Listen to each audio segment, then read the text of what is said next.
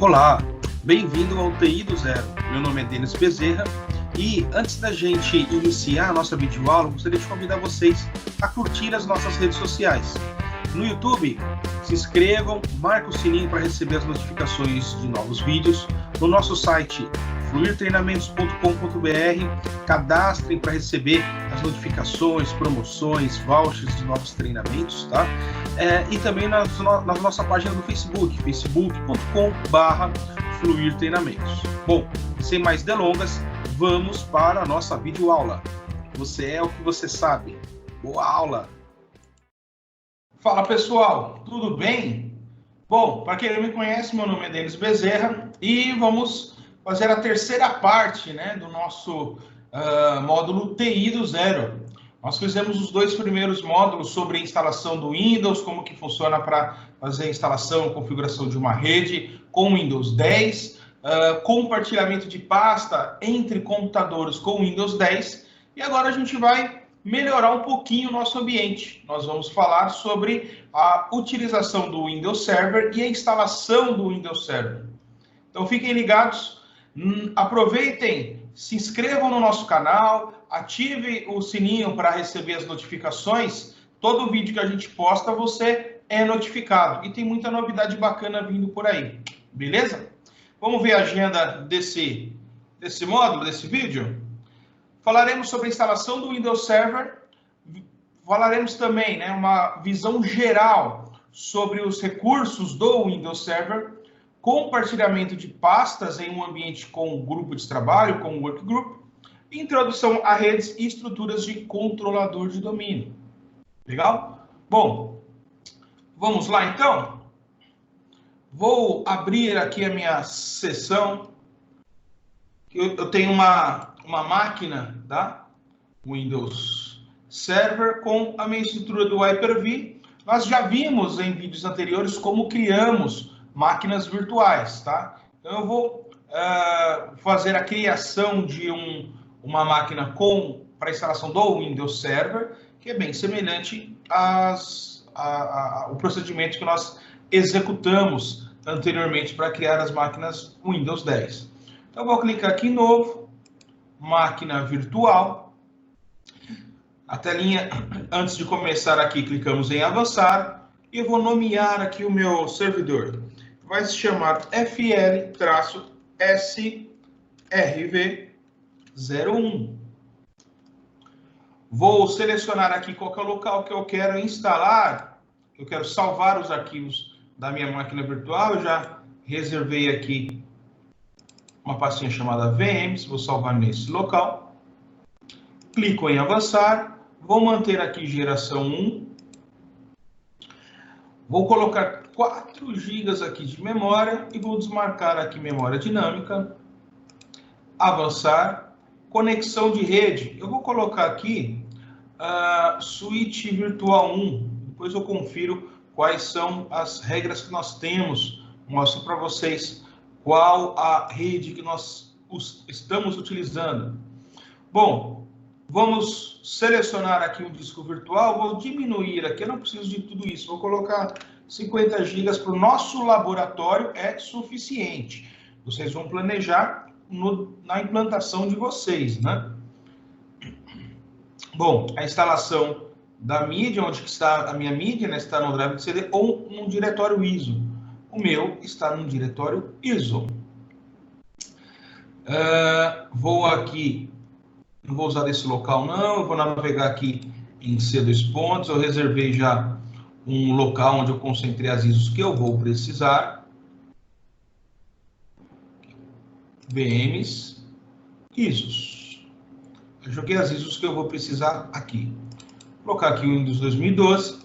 Estamos instalando 2012, pessoal, mas o procedimento para 2016, para 2019 é bem semelhante. Legal. Fiz a configuração. Vou checar aqui o que a gente fez.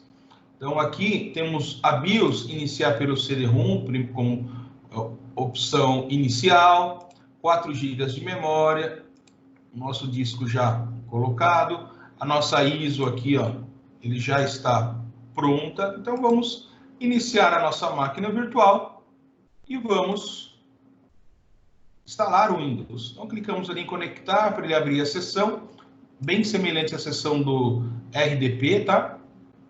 Todos os comandos que a gente usa no RDP servem para a console do Hyper-V.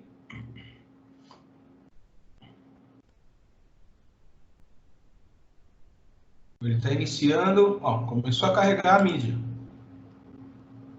Então, pessoal, quando nós estamos preparando a instalação do Windows Server, é importante a gente saber que temos hoje duas versões, né? Que é a Standard e a Data Center. São os dois modelos de distribuição que é fornecido, tanto no 2012, o 16 e o 2019.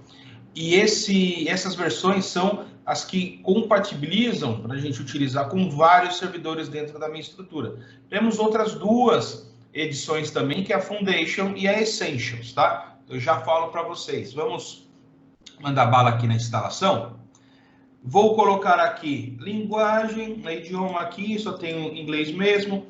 Time zone, pessoal, é interessante e importante vocês colocarem o local real onde você vai armazenar sua máquina.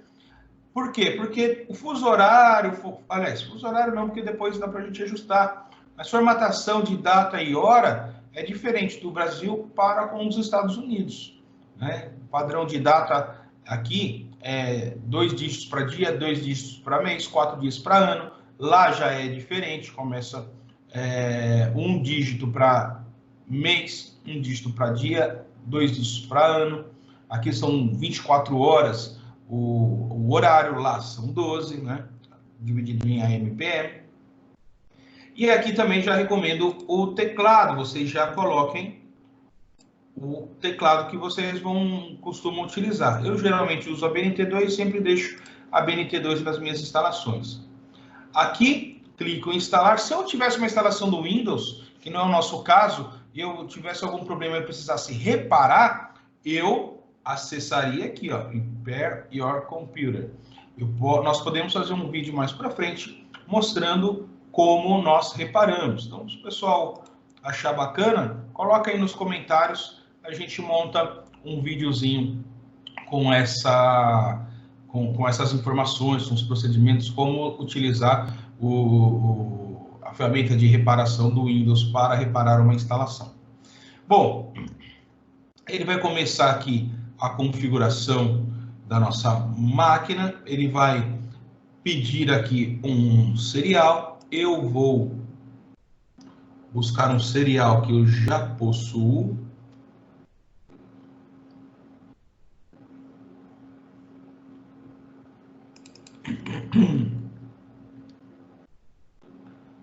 Verificar aqui se está tudo ok. Você vai me pedir para autenticar o Office.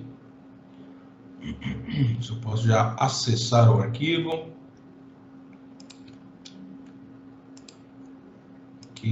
Ok, vamos voltar lá para a nossa console. Aqui eu não vou conseguir dar um Ctrl V direto, tá? Então, nesse caso, eu posso usar a área de transferência, digitar o texto da área de transferência. Ó, digitou, está validando. Validou, ok, já passou. Então, aqui ó, eu tenho a versão Standard. Importante, pessoal, temos a versão Standard sem interface gráfica, somente o Server Core, ou com interface gráfica. Server Core, pessoal, eu não tenho aquela telinha com o menu inicial, não, é tudo via linha de comando, via PowerShell. Clicamos aqui Next, ele vai me perguntar aqui, na sequência, se eu concordo com os termos de licenciamento.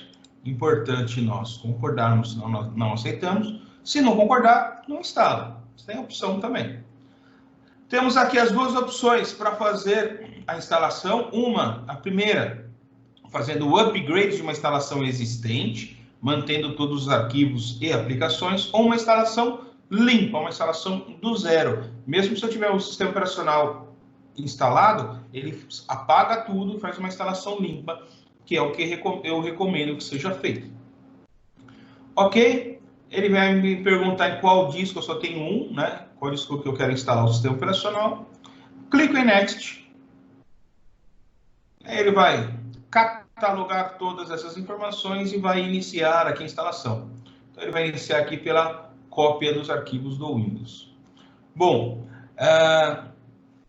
a estrutura, pessoal, as edições do Windows, nós temos a Foundation e a Essentials, que geralmente são para pequenas empresas.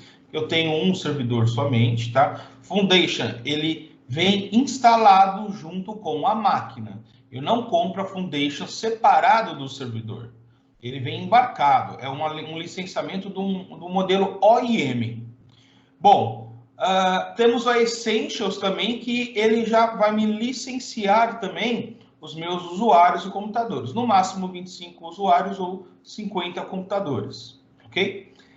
E depois temos a Standard e a Data Center. Ambas, além da licença do Windows, eu preciso das licenças de call de acesso. A licença de call de acesso é o que me autoriza uma máquina que esteja usando Windows, Linux, Mac, enfim, acesse meu servidor.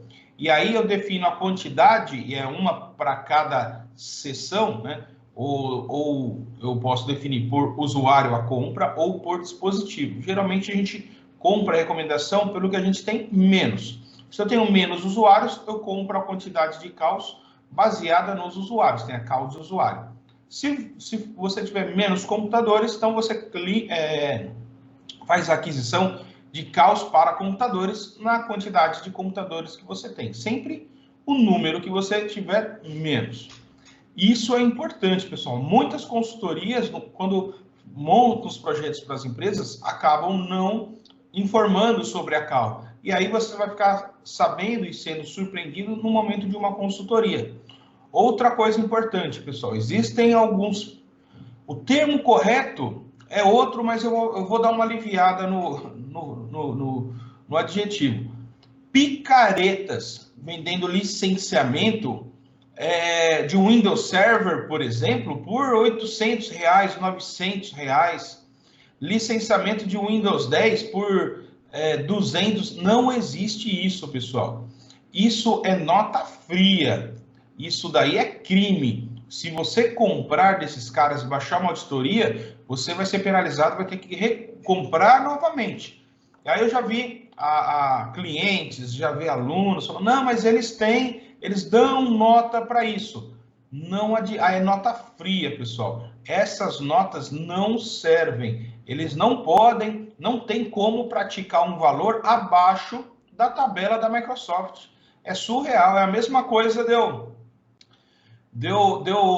chegar em algum canto, o cara está me anunciando uma BMW por R$10.000. Eu vou comprar um baita de um carro por R$10.000, mas tem ali um recibo de compra e venda, tem um papelzinho ali, o cara recebeu o dinheiro, sumiu no mundo, aí você vai com aquele papel que ele deu para reconhecer firma e passar no Detran, eles vão ver que o documento é frio. É basicamente a mesma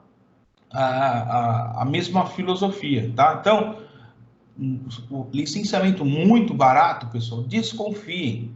Não vai nesses licenciamentos de R$200, R$700. Não existe isso, tá? É problema. Vocês estão gerando problemas. E isso deixe bem claro para o seu financeiro que não adianta você economizar agora e gastar o triplo um pouquinho mais para frente, tá? Então, faça certo desde o começo, tá? Não divulgue, não publique o recurso errado, tá? Bom, pessoal, enquanto ele faz a instalação aqui, estamos em 41%, vamos conceituar um pouquinho o que a gente está vendo aqui, tá? Então, deixa eu deixar aqui meu ambiente aqui aberto. Bom, pessoal, vamos entender um pouquinho sobre os recursos de rede. Por que eu implemento um servidor? Pessoal, eu implemento um servidor quando eu tenho a necessidade de oferecer um serviço para mais de um usuário, né? Para um grupo de usuários. Então, eu conceituo, vou colocar aqui, ó, conceito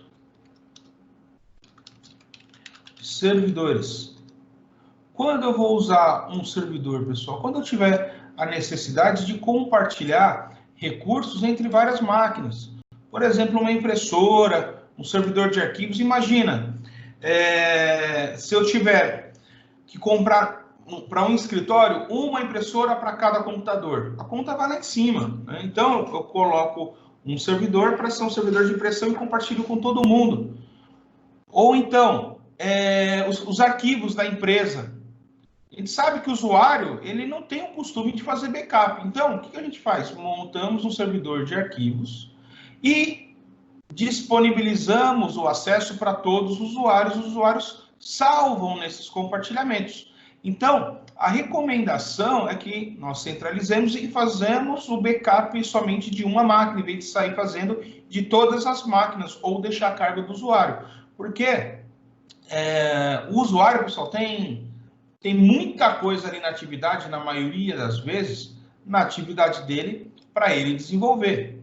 Então, ele não vai se preocupar com um backup, com dado. E até um mau costume isso, tá? Isso aí é cultural, porque entende-se que a responsável pela informação é a UTI. Se apagar, se sumir, a UTI recupera. E pensando nisso, a gente tem que colocar, né, preparar um ambiente para a gente ter todas as ferramentas necessárias para garantir os dados e a segurança da empresa.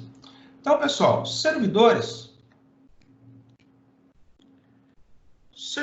definimos como serviços ou recursos que posso compartilhar entre um ou mais usuários / computador. Exemplo: servidor de arquivos,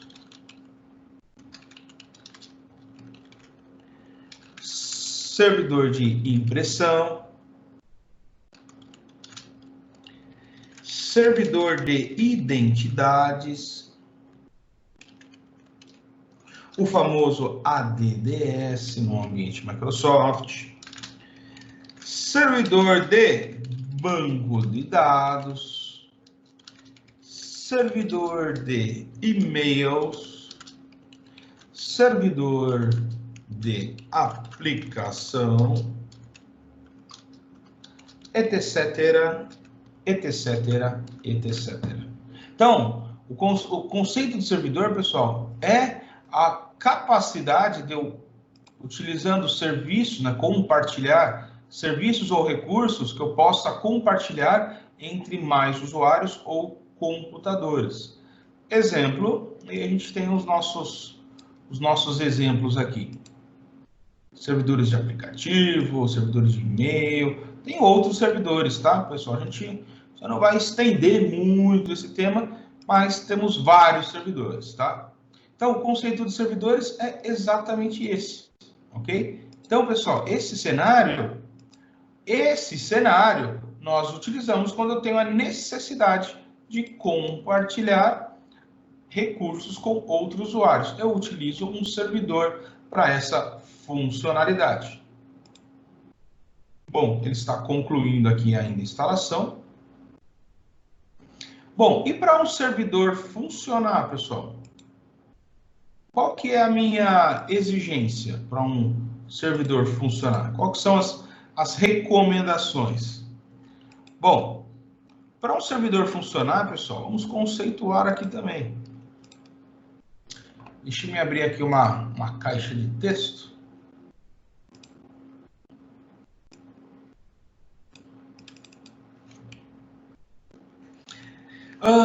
Bom, boas práticas para implantação de um servidor.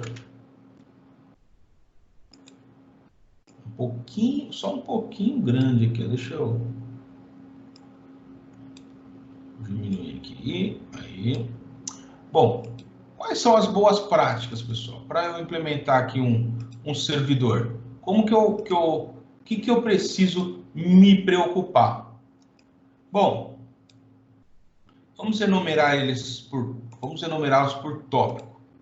Bom, eu inicialmente vou precisar de um sistema operacional para servidor, ok? O Windows Server, temos o Linux, por exemplo, ok? Então, vou precisar de um sistema operacional para servidor. Depois, eu identificar qual a função desse servidor. Para que ele vai ser usado?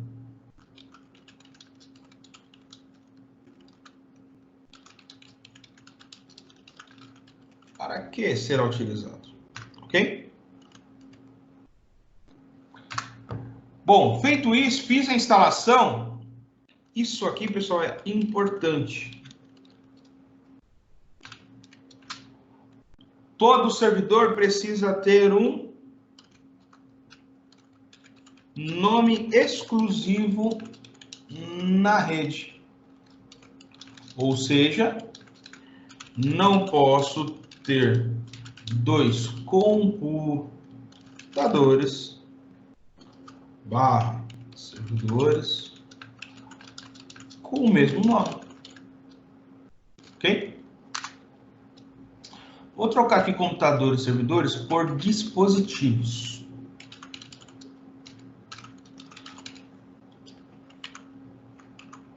Ok? Por quê? Eu posso ingressar receber um IP, por exemplo, né? Acessar a minha rede e aí atribuindo o IP e identificando qual é o nome do dispositivo para o meu celular, para um notebook, uma impressora. Se eu nomear qualquer um desses dispositivos tiver o mesmo nome do seu servidor, você vai ter problema de acesso. O que mais? O meu servidor precisa de um IP exclusivo na rede. Não pode também se repetir. Ok? E qual que é a recomendação referente ao IP? Implantar IP fixo para seu servidor. Ok? Bom, aqui ainda estamos em 94%. Estamos concluindo aqui a instalação, 95% agora.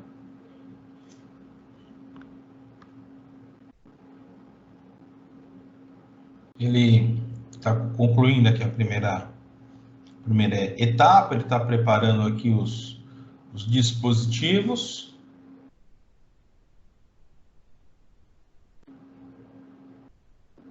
Ele está instalando, está distribuindo os drivers.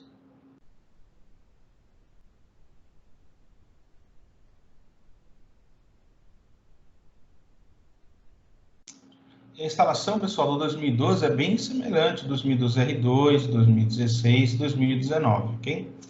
Bem semelhante, a interface é bem parecida. Só 2012 que tem o probleminha no menu iniciar, né? Que não existe. Tem uma outra opção e depois a Microsoft voltou atrás no R2, que aí ele já veio com o botão de iniciar.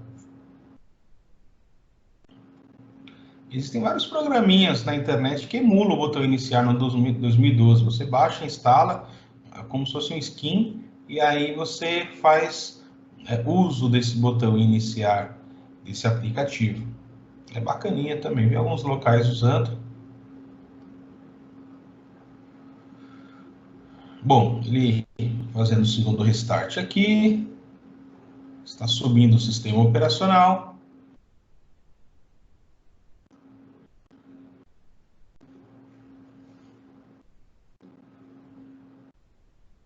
Já ele vai abrir aqui o ambiente para nós conectarmos nesse servidor. Legal, ele pede aqui a senha, tá? Recomendo que não deixe a senha em branco. Não deixe a senha em branco.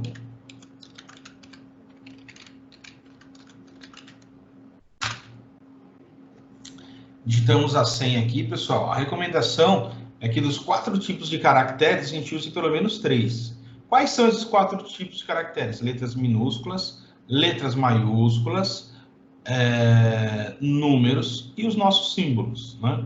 Então, eu utilizar desses 4 tipos, pelo menos 3 deles. Passa a ser uma senha bem segura. A não ser que você coloque jogo da velha A1, 2, 3, 4, 5. Aí você não tem uma senha tão segura assim.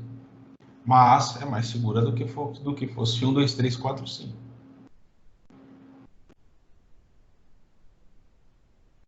Bom, concluiu aqui a etapa de preparação do ambiente. Agora ele pede para pressionarmos Ctrl Alt Del. Eu vou aqui pelo meu ações aqui.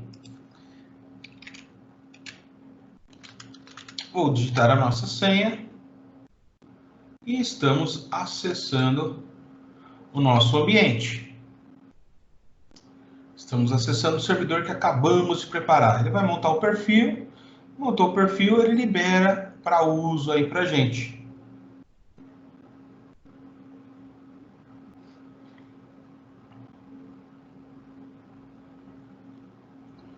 Ok? Então temos aqui o nosso Server Manager, pessoal.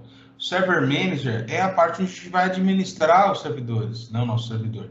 Antigamente, nas versões anteriores, Windows 2008, 2003, eu tinha um botão iniciar e para eu ir nas ferramentas de DHCP, por exemplo, de AD, eu clicava em ferramentas administrativas e depois acessava.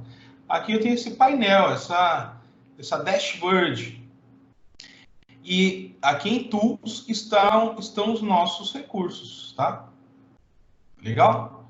Bom, e para eu instalar uma função ou um recurso, a gente pode vir aqui em Manage, Add Rule and Feature, ou ainda vir por aqui, ó, Add Rule and Feature, ok? Bom, pessoal, vamos ver aqui também, ó, Local Server, eu tenho a dash com as informações do nosso servidor. Então, o nome do computador, esse nome exarrão aqui é diferente do nome que a gente nomeou para VM lá, para identificação no nosso host. Eu vou, depois aqui, eu venho aqui e vou alterar. A gente vai fazer isso aí agora, juntos. Bom, Firewall está habilitado, acesso remoto, né? O gerenciamento remoto está habilitado, o acesso remoto está desabilitado, o acesso via IDP, tá? Nickteam, que é o agrupamento de placa de rede está desabilitado. Eu tenho informação aqui da minha placa de rede. Então, aqui, pessoal, são as nossas informações aqui, ó, informações de atualização. Eu vou desmarcar esse recurso aqui, ó, que é o IE, né, Internet Explorer Enhanced Security Configuration, porque ele pede um ambiente, né, de segurança, ou seja, que o meu usuário, o meu site que eu estou querendo acessar já esteja relacionado numa whitelist do Windows. Então, todo site que a gente abrir, ele vai pedir um monte de confirmação. Então, eu desabilitei só por questão de treinamento, tá? Bom, cliquei em OK. Aqui tem informações de time zone, data e hora. E aqui embaixo, pessoal, é bacana. Desse lado aqui eu tenho as informações de processador, memória e disco. E desse lado aqui ele faz a somatória, tá, pessoal? Se eu tivesse 3, 4 discos, somaria tudo. Bom, e aqui eu tenho a versão do sistema operacional que estamos executando, 2012 Standard, e se ele está em uma manufatura, né, num hardware, ou está em um ambiente virtual, tá? No nosso caso aqui, ele está em um ambiente virtual. Bom, eu vou fazer 2 coisas aqui, tá, pessoal? O primeiro delas é renomear a nossa máquina. Então, vamos alterar o nome da nossa máquina, clicando aqui. Aí, pessoal, aqui é importante, tá? Aqui é como se fosse um alias, tá? Se a gente for no descoberta de rede, ele vai mostrar essa informação aqui, que geralmente eu coloco o usuário que está utilizando, o departamento que ele está, o part number da máquina, por exemplo, tá? Mas não é aqui que muda o nome da máquina, a gente muda o nome aqui, ó, nesse campo, ó, para renomear esta máquina ou alterar o domínio para o workgroup, clique em Change. Clicamos aqui em Change, e aqui, eu não vou mexer nessa parte aqui por enquanto, tá? Só no outro vídeo. Eu vou renomear aqui a máquina para o nome que a gente tinha definido. FL-SRV01. Ok? Clicamos em OK. Ele vai pedir para a gente reiniciar para que as alterações surjam efeito. Vou clicar aqui em OK. E aí, pessoal, uma outra coisa que eu vou habilitar, que geralmente a gente precisa no nosso dia a dia, é o acesso ao Remote Desktop, ok? Bom, eu vou clicar aqui em Close, só em Restart Later aqui, ó, só para ver por aqui como que apresenta, se tivesse ido por aqui, ó, que está desabilitado. Ele já vai me jogar direto na aba. Bom, aqui eu não tenho permissão, né, para acesso via Remote Desktop, e aqui eu permito. Bom, por padrão, pessoal, o usuário administrador, ele é autorizado, tá, a fazer a habilitação, o acesso remoto. Ele me dá um aviso aqui, que pode ser que eu precise habilitar permissões de acesso remoto, né, no Fire do Windows. Vou clicar aqui em OK. E aí, dependendo do nível de autenticação, pessoal, e de as versões do sistema operacional que vocês têm na empresa, vocês tenham que desmarcar esse recurso aqui, ó, que é o recurso de aumentar o nível de segurança, né, a criptografia entre o cliente e o servidor. Se tiver numa versão antiga, anterior a 2010, e você deixar desmarcado, ele não vai compatibilizar e não vai deixar, vai dar erro CRED-SP, o Oracle CRED-SP, e não vai deixar a gente conectar. Então, eu desmarco aqui, clico aqui em OK. Agora sim, eu vou reiniciar minha máquina. Power Start. Para quê? Para ter o efeito, né, da alteração que nós fizemos na nossa placa, na nossa nome de máquina, ok? Bom, a máquina está subindo.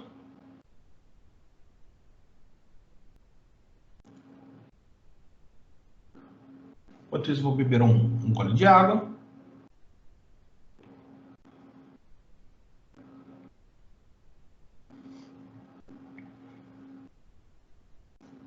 Legal, vamos dar um Ctrl Alt Del aqui.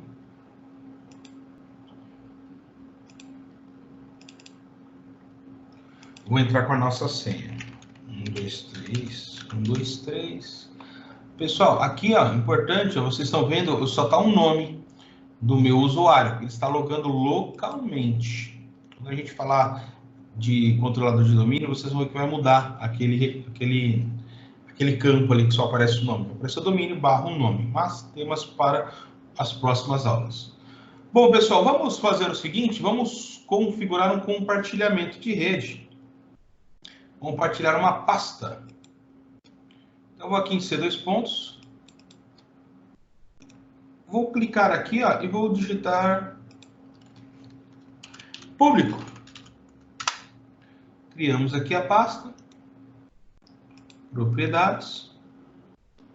Estou em público. Aqui em sharing eu vou habilitar aqui o compartilhamento. Pasta público.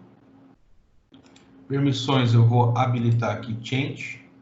Mais para frente a gente vem com algumas observações sobre deixar a leitura e gravação para todo mundo que conectar na rede. Existem algumas ressalvas para isso.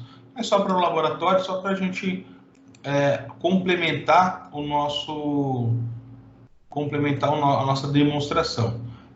Usuários aqui, ó, do meu computador só tem leitura, eu vou deixar para ele poder gravar também. Ok? Agora os usuários têm permissão de modificar também. Ok? Fechei. Então, compartilhei uma pasta aqui, ó. Se eu digitar... Opa!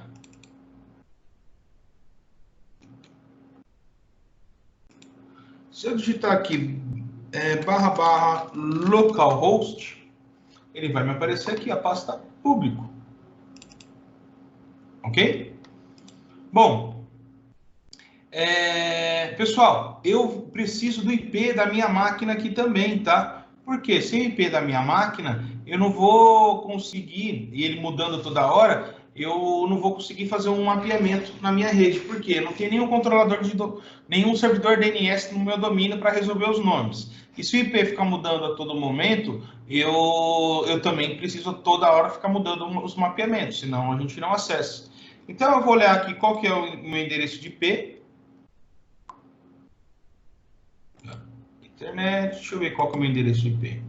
172.168.0.16, o gateway 92.168.0.1, e aqui são os DNS.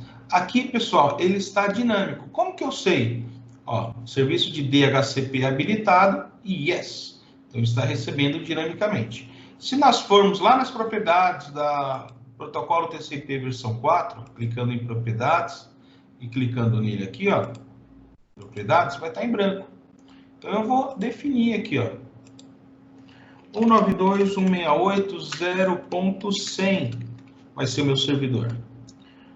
Meu gateway 192.168.0.1, meu gateway. Eu vou colocar aqui um DNS conhecido pelo mundo todo. 8.8.8.8. Ok. Agora sim faz mais sentido, pessoal. Para eu numa máquina, deixa eu pegar aqui uma máquina da minha rede. Deixa eu verificar aqui em que switch virtual ele está. Eles precisam estar na mesma subrede. Ele está no switch virtual 1, que é o mesmo que a gente definiu aqui, ó. Configurações, switch virtual 1. Então eu vou na máquina cliente aqui, ó, e vou tentar mapear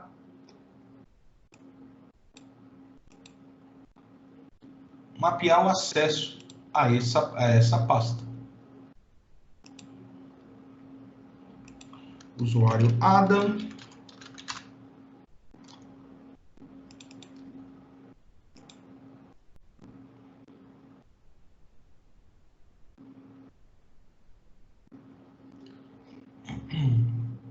Ok. Clicar aqui em aceito. Provavelmente ele concluiu aqui uma atualização. Clicar aqui em fechar.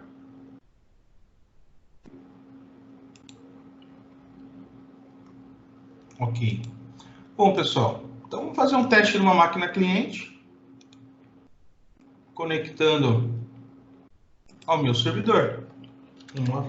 192.168.0.100. Ele vai me pedir um usuário e senha para acessar. Vou colocar aqui o nosso usuário e a nossa senha. Pessoal, como a nossa máquina ela não está, né, o nosso compartilhamento, ele não está em um ambiente de domínio, para cada usuário, ou eu passo a senha de administrador, igual eu fiz aqui, ou eu crio uma senha para cada usuário, para a gente restringir o acesso a todo o conteúdo. Porque eu posso ter aqui criado, por exemplo, uma pasta financeiro,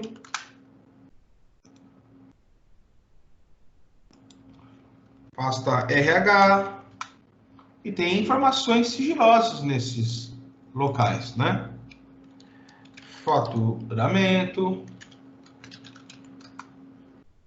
Ok? Então, pode ser que eu tenha pastas sigilosas aqui. Então, eu não quero que os usuários acessem. O Adam usou a senha do administrador para conectar lá no servidor. Então, o ideal é que eu crie uma senha para cada um, ou eu monte uma estrutura de domínio com o Active Directory. Aí, o mesmo usuário que autentica na máquina, autentica o acesso à pasta na rede.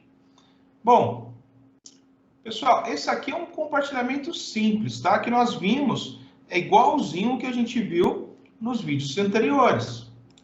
Bom, o servidor, deixa eu fechar isso aqui a mais. Aqui, ó, que eu criei via compartilhamento. Bom, o nosso servidor, pessoal, existe um recurso muito bacana chamado NFRS.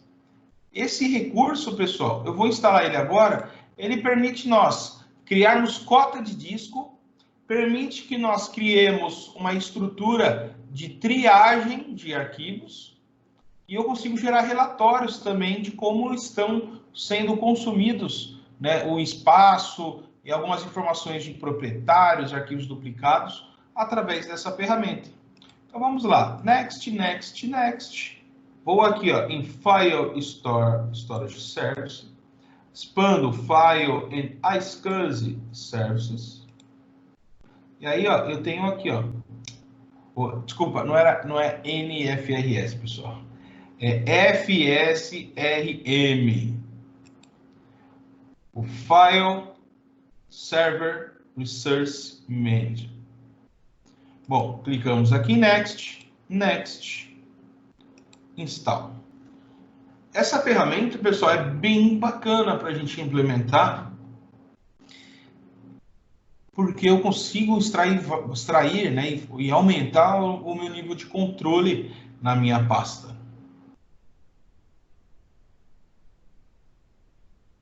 As minhas pastas, né, no meu volume. Eu consigo otimizar o recurso. Ele está concluindo a instalação. O bacana, pessoal, que eu posso, no momento da instalação aqui, ó, se eu não quiser acompanhar, posso clicar aqui em fechar, vou executando outra atividade e aqui em Notification, ele vai mostrando para mim o progresso. E aí ele aparece um sinalzinho, uma exclamaçãozinha amarela quando concluir a instalação. Tá? Bem prático. Posso ir em outras telas aqui, posso fechar o Service Manager, diminuir, fazer os acessos aqui que eu preciso, e ele vai rolando lá. Terminou, a gente só acompanha, acessa lá para verificar se ele concluiu aqui a instalação. No momento que ele concluir, ele mostra a exclamaçãozinha. Aqui no momento que estava aberto aqui, ele concluiu, não mostrou, mas ele aparece um triângulozinho aqui amarelo com uma exclamaçãozinha. Legal, instalado com sucesso. Vou aqui em Tools, aqui o cara, ó, FSRM, File Server Resource Manager. Vamos expandi-lo. E aqui, pessoal, vamos ver aqui cota e triagem e relatório. Esses dois temas aqui, ó, são atividades para próximos vídeos. Cota, pessoal, o que é interessante aqui? Eu consigo, com base em um template, ou eu posso criar no momento de execução, definir algumas cotas. Por exemplo, limite de 100 megas para o meu usuário, tá? Bom, eu vou aqui em cotas, vou criar uma cota aqui com base lá na pasta público, que nós criamos. Ok. Bom, e aí, pessoal, eu posso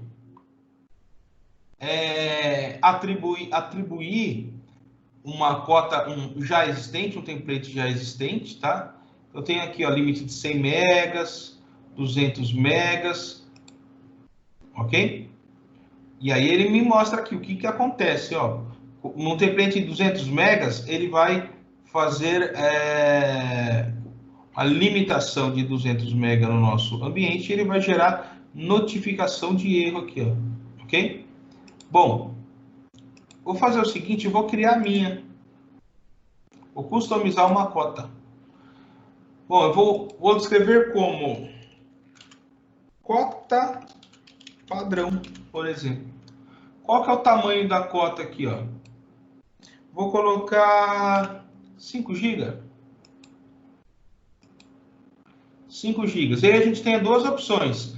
Cota hard ou soft.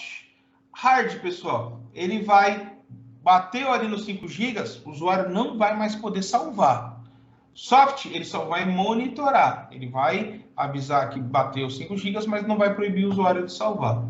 E aí eu defino aqui quais são os thresholds, né? Ou seja, as métricas que ele vai atender, que eu defini aqui, ele vai me disparar um e-mail, vai disparar um evento. Então, quando chegar a 80%, ó, me manda um e-mail, manda um e-mail para o usuário informando que ele está excedendo a cota com essa mensagem. Aqui ele me informa que eu não tenho um servidor SMTP e não vai conseguir encaminhar. Tudo bem para o nosso laboratório, tá? Realmente ele não vai funcionar, precisa de um serviço de SMTP. Event log, eu posso enviar aqui o log de eventos para ser salvo no servidor. Posso gerar alguns prompts aqui, alguns scripts, posso gerar relatórios também. Bom, eu vou deixar somente esse. Ok, já sei disso. SMTP, vou criar em um outro aqui, ó. Quando ele chegar a 90%, avisa também os mesmos meios.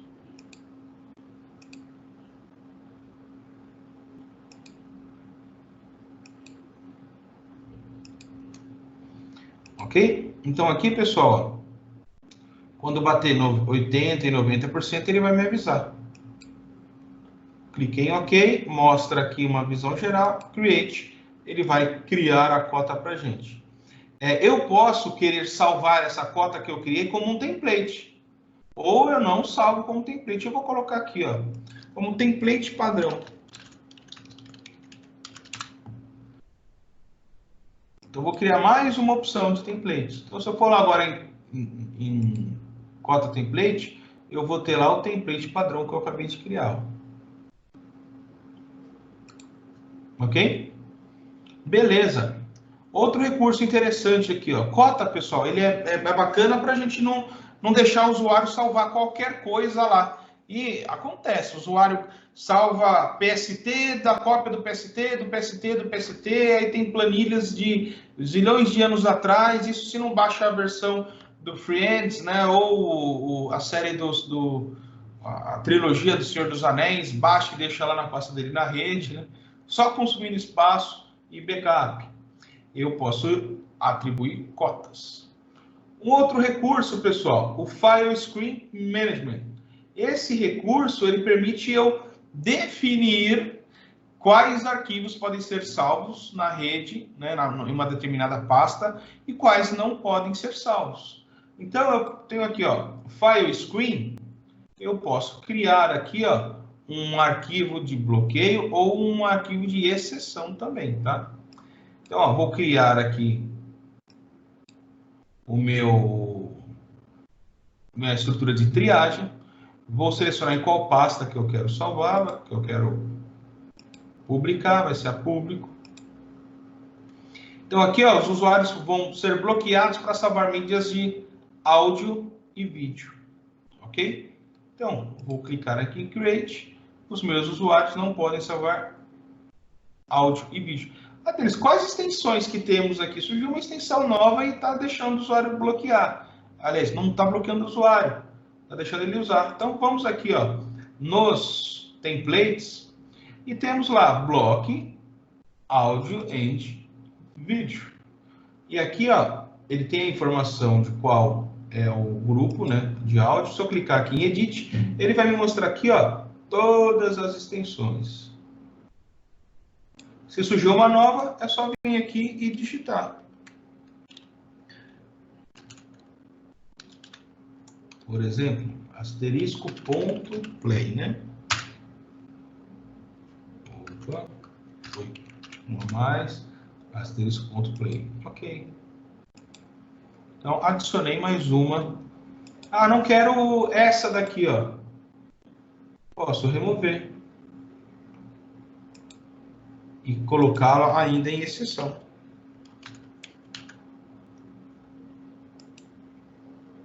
Bacana, né? Está reclamando do serviço do SMTP, beleza. Se eu quero aplicar somente esse template, ok. Beleza. Criei aqui o recurso para bloquear áudio e vídeo. Então, pessoal, isso aqui é bacana para bloquear os usuários não salvar série na rede. Por exemplo, ou arquivos muito obsoletos. Bom, e aí, pessoal, temos também esse recurso, Storage Reporting Management. Esse cara é bacana. Ele gera um relatório, eu tenho vários templates de relatórios para a gente extrair a informação do nosso servidor de arquivos, como dados duplicados, os maiores arquivos, localização desses arquivos. Então, eu vou aqui, ó, gerar relatório agora, Generate Report Now. posso definir aqui, ó, arquivos duplicados, auditoria de arquivos, ó, arquivos grandes. Vou deixar esses dois. Eu posso também configurar o formato DHTML ou XML, HTML, CSV e TXT. Vou deixar dois aqui marcados, CSV e o DHTML. Vou deixar arquivos grandes e arquivos duplicados. Vou aqui em escopo, pessoal, e defino aqui, ó, quais os arquivos, os grupos de arquivos que eu vou querer medir. Vou marcar todos aqui. Vou clicar em adicionar onde que vai escanear. Eu quero que escaneie aquela pasta público. Ok. Ok. Aí ele vai me perguntar se eu quero aguardar a geração desse relatório ou se eu quero executar em background. Vou deixar aqui aguardar, né, para a gente acompanhar o processo. Não é muito demorado, mas em um ambiente grande de vários gigas, aqui a gente tem alguns megas, mas de vários gigas a gente pode ter demora. Bom, aqui, ó, eu vou ver os tamanhos dos arquivos. Os dois vai me trazer em branco, tá, pessoal? Porque eu não tenho arquivo ainda e muito menos arquivo duplicado.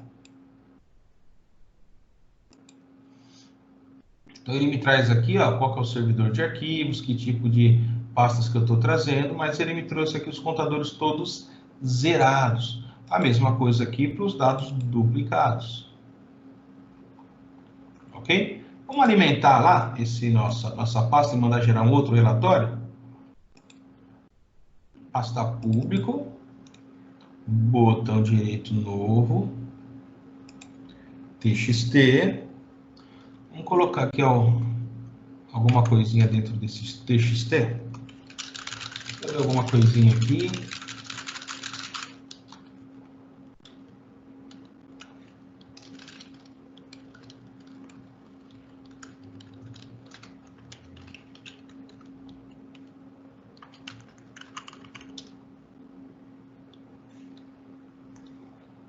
Bom, só alimentando aqui, colocando qualquer coisa, salvar. Bom, chegou a 138 megas esse arquivo. Bom, esse arquivo, pessoal, vou salvá-lo algumas vezes aqui. Vou fazer uma cópia dele aqui.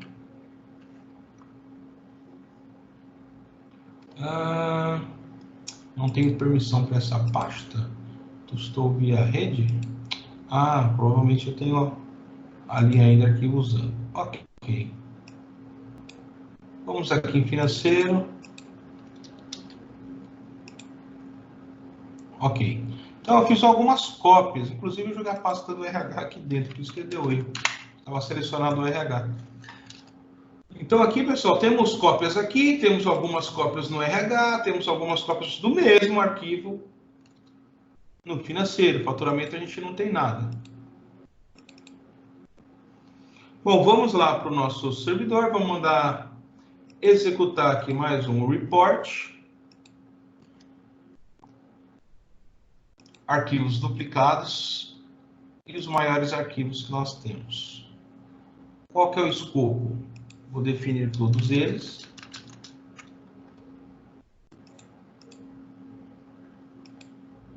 Vou colocar aqui pasta público, que eu quero checar somente. Ok, e vou aguardar.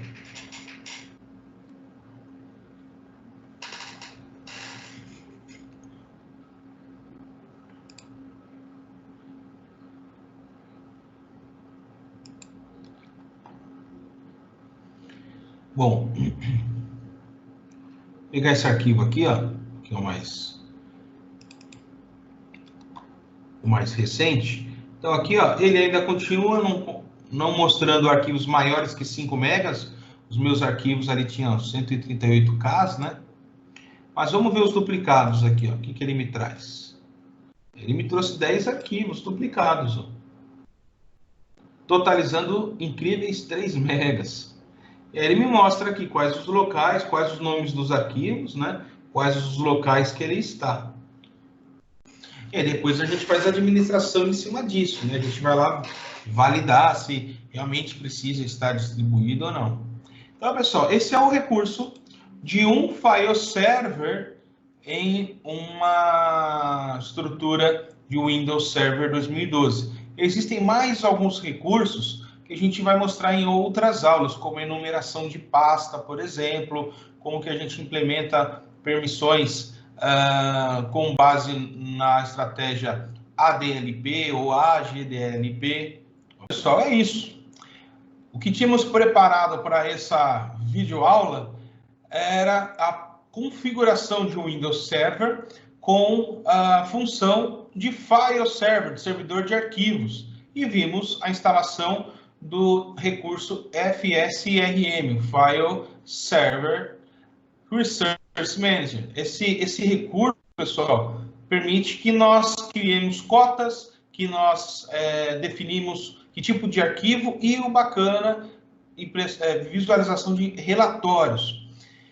Bom, existem alguns outros recursos que nós temos num servidor de arquivos que a gente vai ver em outros vídeos, legal? Enquanto isso, pessoal, peço para vocês, inscrevam-se no canal, marque o sininho para receber as notificações, tá? Ajuda bastante isso para a gente continuar esse trabalho bacana, essa inscrição e as ativações, tá? O compartilhamento também do vídeo, se vocês acharam bacana, compartilhem, divulguem com o seu time, com sua equipe, com seus colegas de sala de aula, beleza? Bom, deixa os nossos contatos, fluirtreinamentos.com.br é o nosso portal de treinamentos, lá vocês vão encontrar vários cursos, entre eles Azure, VMware, Cisco, Power BI, Excel avançado, governança. Então acessem lá o nosso site, confiram os treinamentos que a gente tem à disposição. Temos aqui também o nosso blog, né, www.denão.com.br. Eu coloco alguns materiais lá bem bacanas. E o meu e-mail deles, @fluirtreinamentos.com.br. Legal? Pessoal, não deixem de nos seguir, divulguem os nossos canais e não deixem de aprimorar, não deixem de estudar, porque você é o que você sabe. Valeu, pessoal. Abraço.